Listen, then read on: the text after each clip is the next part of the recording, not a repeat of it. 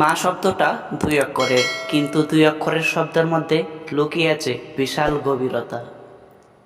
মা, আমি তোমাকে অনেক ভালোবাসি, কিন্তু কখনো মুখে বলতে পারি নাই যে আমি তোমাকে কতটা ভালোবাসি। আমরা যখন রাস্তায় চলতে যাই, হোঁচটকিয়ে পড়ে গেলেই মুখ থেকে প্রথম শব্দটা বেরিয়ে আসে ও মা। তবুও কেন আমরা মাকে এতটা অবহেলা করি? মা, তুমি আমার কাছে পৃথিবীর শ্রেষ্ঠ প্রিয় মা।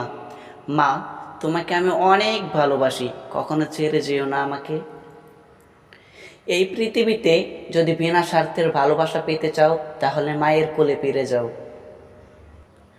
মা হচ্ছে এমন একজন মানুষ যে নিজে না খেয়ে নিজের সন্তানকে খাওয়ায়। আমি তো এখনও ভাত খাওয়ার পর মায়ের আঁচল দিয়ে মুখ মুছি। তোমরাও কি তাই করো? কমেন্টে অবশ্যই বলে যাবে। মায়ের ভালোবাসা বোঝা যেমন সহজ, ঠিক তেমনই কঠিন।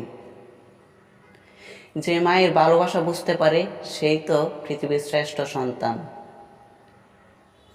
শোনো বন্ধু, তোমাকে আমি একটা কথা বলি, জীবনে যাই করো না কেন, মায়ের মনে আঘাত দিও না। কারণ মায়ের মনে আঘাত দিলে তুমি এই পৃথিবীতেও সব কিছু হারাবে, পরকালেও সব কিছু হারাবে।